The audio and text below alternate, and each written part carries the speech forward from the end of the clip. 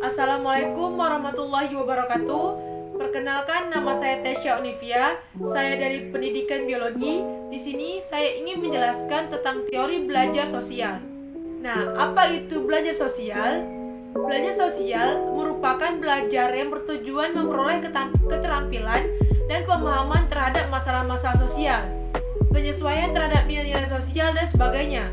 Termasuk belajar jenis ini misalnya belajar memahami masalah keluarga, masalah penyelesaian konflik, dan atensi atau antara kelompok dan masalah-masalah lainnya yang bersifat sosial. Nah, siapa sih yang mengenalkan teori belajar sosial? Nah, di sini teori belajar sosial dikenalkan oleh Albert Bandura, yang mana konsep dari teori ini menekankan pada komponen kognitif dari pemikiran, pemahaman, dan evaluasi. Menurut Bandura, orang belajar melalui pengalaman langsung atau pengamatan. Orang belajar dari apa yang ia baca, ia dengar, dan ia lihat di media, dan juga dari orang yang lain dan lingkungannya. Nah, di sini Albert Bandura mengemukakan bahwa teori pembelajaran sosial membahas tentang 3 tahapan. Yang pertama, bagaimana perilaku kita dipengaruhi oleh lingkungan melalui penguatan dan observational learning. Nah, yang kedua, cara pandangan dari cara pikiran yang kita miliki terhadap informasi. Nah, yang terakhir yaitu bagaimana pula sebaliknya, bagaimana perilaku kita mempengaruhi lingkungan dan menciptakan penguatan dan observational opportunity. Dalam observational learning terdapat 4 tahapan belajar dari proses pengamatan atau modeling. Proses yang terjadi dalam observational learning yang pertama yaitu atensi, yang kedua retensi, yang ketiga reproduksi, dan yang keempat modifikasional. Nah, apa sih atensi itu? Atensi di dalam tahapan ini seseorang harus memberikan perhatian terhadap model dengan cermat. Nah, yang kedua yaitu retensi. Tahapan ini merupakan tahapan mengingat kembali perilaku yang ditampilkan oleh model yang diamati, maka seseorang perlu memiliki ingatan yang bagus terhadap perilaku model. Yang ketiga, reproduksi. Dalam tahapan ini, seseorang yang telah memberikan perhatian untuk mengamati dengan cermat dan mengingat kembali perilaku yang telah ditampilkan oleh modelnya. Maka berikutnya adalah mencoba menirukan atau mempraktekkan perilaku yang dilakukan oleh model.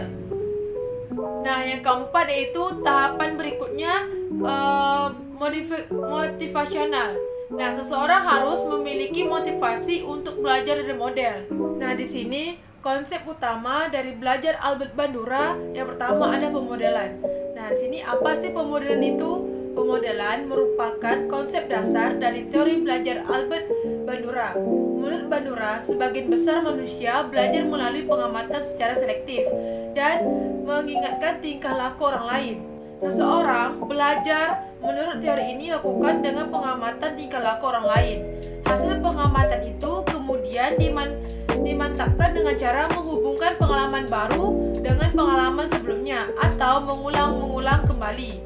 Dengan jalan lain, memberi kesempatan kepada orang tersebut untuk mengekspresikan tingkah laku yang dipelajari. Nah, yang kedua yaitu belajar vikarius. Nah, guru-guru dalam kelas selalu menggunakan prinsip belajar tersebut. Bila seorang siswa berkelakuan tidak baik, guru memperhatikan juga anak-anak yang diam bekerja dengan baik dan memuji mereka karena pekerjaan mereka yang baik. Anak-anak yang nakal melihat bahwa bekerja memperoleh reinforcement sehingga ia pun kembali menjadi siswa yang baik lagi. Nah, yang ketiga yaitu perilaku diatur sendiri. Nah, di sini Bandura mengatakan bahwa perilaku manusia sebagian besar merupakan perilaku yang diatur oleh dirinya sendiri. Manusia belajar suatu standar performa yang menjadi dasar evaluasi diri. Apabila tindakan seseorang bisa sesuai atau bahkan melebihi standar performa, maka ia akan dinilai positif. Tetapi sebaliknya, bila dia tidak mampu berperilaku sesuai standar, dengan kata lain, performanya di bawahi standar, maka ia akan dinilai negatif. Nah, di sini apa-apa saja sih faktor yang mempengaruhi sikap belajar? Yang mempengaruhinya yaitu ada dua. Yang pertama, faktor endogen dan yang kedua, faktor eksogen. Faktor endogen adalah faktor yang terjadi pada diri anak itu sendiri, seperti faktor imitasi, sugesti, identifikasi, simpati. Nah, selanjutnya faktor eksogen. Faktor yang berasal dari luar seperti lingkungan keluarga, lingkungan masyarakat, dan lingkungan sekolah. Lebih jelasnya lagi, faktor endogen adalah faktor yang mempengaruhi sikap sosial anak yang datang dari dirinya sendiri. Nah, dalam hal ini terdapat 3 yang tadi saya telah jelaskan, yaitu faktor sugesti, faktor identifikasi, dan imitasi. Nah, apa sih itu faktor sugesti? Sugesti adalah proses seorang individu di dalam berusaha menerima tingkah laku maupun perilaku orang lain tanpa adanya kritikan terlebih dahulu. Dapat dikatakan, sugesti dapat mempengaruhi sikap sosial seseorang, sedangkan anak yang tidak mampu bersugesti cenderung untuk tidak mau menerima keadaan orang lain, seperti tidak merasakan penderitaan orang lain, tidak bisa bekerja sama dengan orang lain, dan sebagainya. Nah, yang kedua yaitu faktor identifikasi. Seseorang yang berusaha mengidentifikasi diri dengan keadaan orang lain akan lebih mampu merasakan keadaan orang lain daripada seseorang anak yang tidak mau mengidentifikasi dirinya dengan orang lain, yang cenderung mampu merasakan keadaan orang lain tersebut. Nah, yang ketiga yang terakhir yaitu adalah faktor imitasi. Imitasi dapat mendorong seseorang untuk berbuat baik.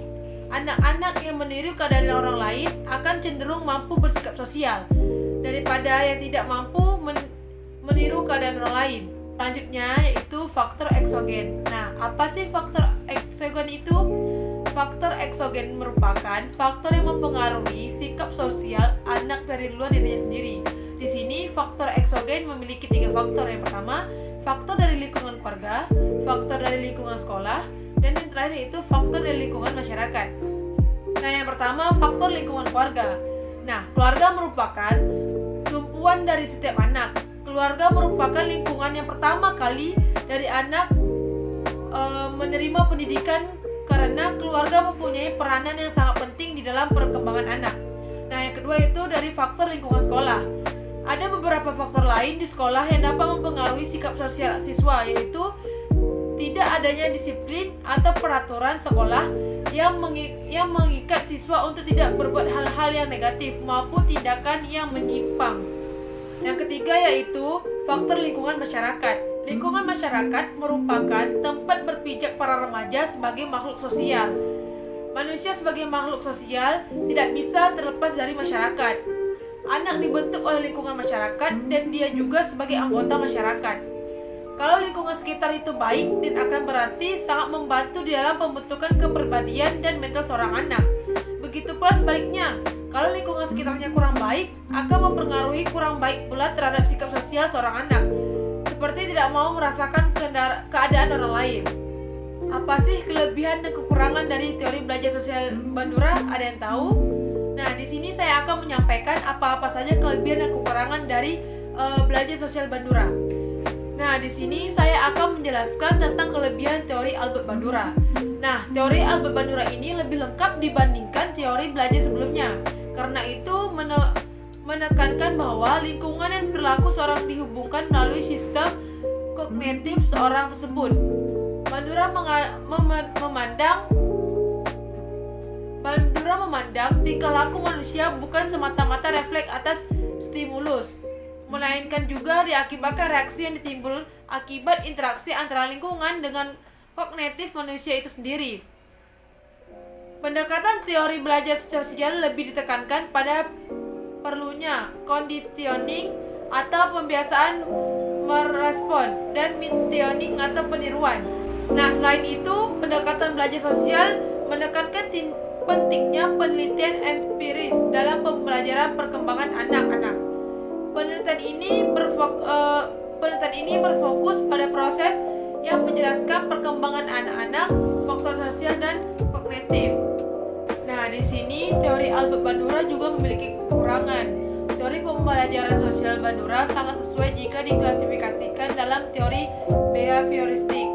Ini dikarenakan teknik pemodelan Albert Bandura adalah mengenai peniruan tingkah laku, dan ada kalanya cara peniruan tersebut memerlukan dalam mengalami sesuatu yang ditiru. Selain itu juga, jika manusia belajar atau membentuk tingkah lakunya dengan hanya melalui peniruan atau modeling, sudah pasti terdapat sebagian individu yang menggunakan teknik peniruan ini yang akan meniru tingkah laku yang negatif, termasuk perlakuan yang tidak diterima dalam masyarakat. Baik, hanya ini yang dapat saya sampaikan. Apabila ada kesalahan atau khilafan kata, saya mohon maaf.